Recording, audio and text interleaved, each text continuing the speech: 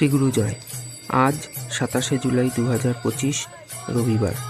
আপনারা দেখছেন বেহালা শাখা সংঘের অন্তর্গত সোদপুর মাতৃসংঘের অনুষ্ঠান। সোদপুর ধাওয়ান কলোনি, কলকাতা 82-তে অবস্থিত রীনা দাস দিদির বাড়িতে মাতৃসংঘের অনুষ্ঠান চলছে। মাতৃসংঘে উপস্থিত সকলকে জানাই শ্রীগুরু জয়। ভিডিওর এই অংশে বলো জয় জয় শ্রীগুরু জয় জনপ্রিয় গানটির বাকি অংশ দেওয়া হলো।